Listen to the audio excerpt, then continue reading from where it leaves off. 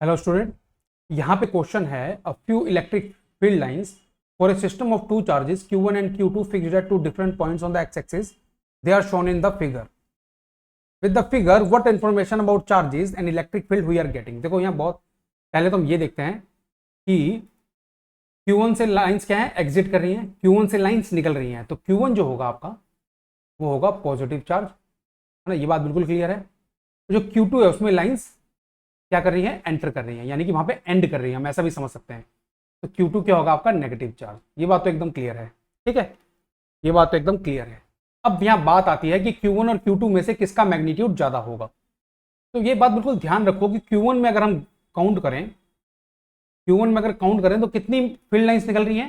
देखो मैं काउंट कर रहा हूं डायग्राम में, 1 2 3 4 5 6 7 8 9 10 11 12 13 फील्ड लाइंस Q1 में से निकल रही हैं। और Q2 में कितनी लाइंस एंटर कर रही हैं टोटल, 1 2 3 4 5 6 7 8।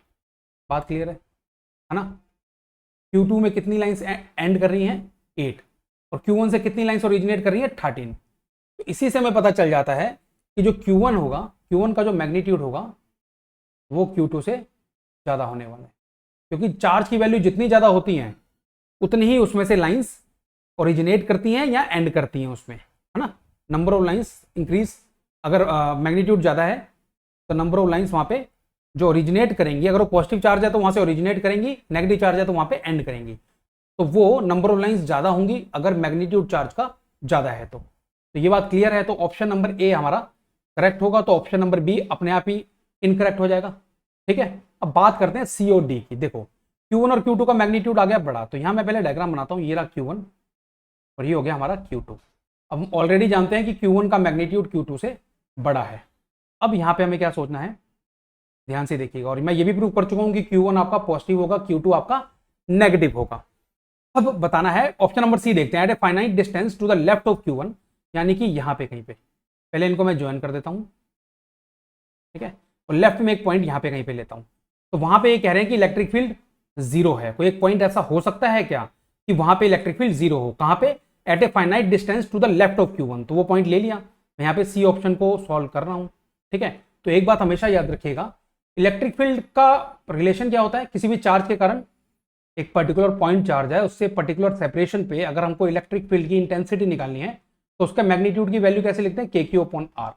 अगर हमको E की वैल्यू हाई चाहिए तो Q ज्यादा होना चाहिए और R कम होना चाहिए। ये बात क्लियर है। अगर E की वैल्यू लो चाहिए तो Q की वैल्यू कम होनी चाहिए, R की वैल्यू ज्यादा होनी चाहिए। ये कॉन्सेप्ट क्लियर है आपको, है ना। न्यूमरेटर और डिनोमिनेटर के अकॉर्डिंगली हमने ये सोच लिया।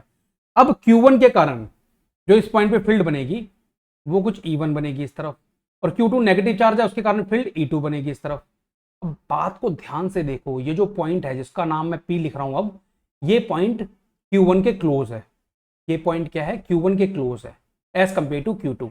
डायग्राम में दिख रहा है P is closer to Q1 as compare to its distance from Q2। ये बात क्लियर है।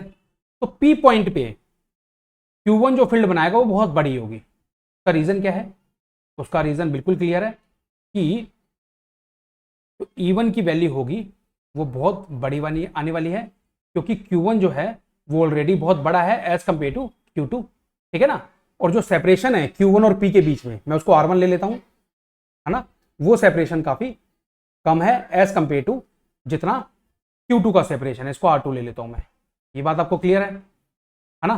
तो ये जो दो कंडीशंस आ रही है यहाँ पे कि आप एक पर्टिकुलर पॉइंट पे फील्ड निकाल रहे हो और उस पॉइंट पे किसी पर्टिकुलर कोई चार्ज पास में भी है और वो चार्ज की वैल्यू बड़ी भी है, तो हम इजिली कह सकते हैं कि जो E1 की वैल्यू होगी वो E2 से बड़ी आएगी, है ना। तो उससे क्या पता चलता है कि नेट फील्ड इस पर्टिकुलर P पॉइंट पे, net field at point P is not going to be equal to 0। ये बात क्लियर है। तो सी ऑप्शन तो नहीं हो सकता, यहां तक बात क्लियर है, सी ऑप्शन तो नहीं हो सकता। अब हम बात करने किसकी जा रहे हैं, पहले मैं इरेज करता हूं। सी पॉइंट हमने ऑलरेडी प्रूव कर दिया है, ठीक है, तो इसको थोड़ा सा इरेज करते हैं यहाँ पे।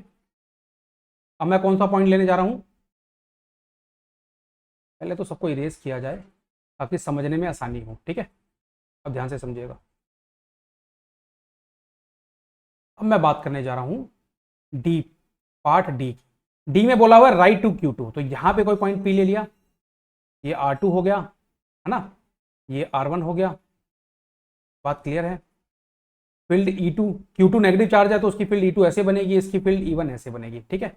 अब यहां पे अगर हम कंपैरिजन करें तो यहां पे E1 और E2 इक्वल आ सकते हैं, यहां पे E1 और E2 इक्वल आ सकते हैं, ठीक है। क्या हो सकता है, E1 और E2 इक्वल आ सकते हैं। अगर मान लो लिखता हूं मैं, E1 की वैल्यू कितनी आएगी, K Q1 बाय R1, और E2 की वैल्यू कितनी होगी, K Q2 बाय R2। बात क्लियर है, ठीक है। अब अगर ये E1 E2 इक्वल होने चाहिए तो उसके लिए Q1 bye R1 equal to Q2 upon R2 होने चाहिए, है ना। इक्वेट करेंगे, K कैंसिल आउट हो जाएगा, एंड दिस इज पॉसिबल। आप बोलोगे सर कैसे, का रीजन है, आप खुद देखिए यहां पे Q1 Q2 से बड़ा है, ठीक है, बट R1 भी तो R2 से बड़ा है, ये बात भी तो है ना। यहाँ पे अगर Q1 Q2 से बड़ा है तो R1 भी R2 से बड़ा है, तो ये रेशियो और ये रेशियो इक्वल हो सकते हैं, है ना। ये दोनों रेशियो की इक्वल होने की पॉसिबिलिटी है। तो हम कह सकते हैं कि अगर E1 और E2 इक्वल आ जाएंगे तो यहाँ पे जो E नेट आएगा P पे वो 0 आ सकता है, क्योंकि दोनों की डायरेक्शन अपोजिट है यहाँ पे E2 और E1 की, और वो एक दूसरे को कैंसिल आउट कर सकते हैं।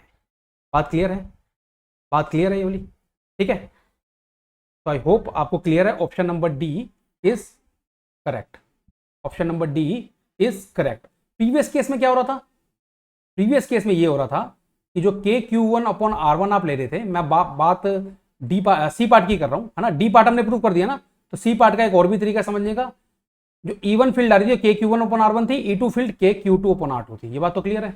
तो यहां पे प्रॉब्लम क्या आ रही थी, सी वाले पार्ट में क्या प्रॉब्लम आ रही थी कि Q1 की वैल्यू Q2 से बड़ी थी, ठीक है, बट R1 की वैल्यू R2 के कंपैरिजन में छोटी थी। तो ओवरऑल जो ये रेशियो था ये बड़ा हो रहा था इस रेशियो से। अब क्लियर है आपको बात, बात आपको क्लियर है कि सी क्यों रॉन्ग था और डी क्यों करेक्ट है, वो हमने यहां पे प्रूव कर दिया। तो कौन से ऑप्शन करेक्ट है यहां पे, option number A and option number D. I hope I have answered your question. अच्छा क्वेश्चन था, काफी कॉन्सेप्चुअल और काफी कॉन्सेप्ट वाइज काफी अच्छा क्वेश्चन लगा मुझे। I hope I have answered your question. Thank you very much.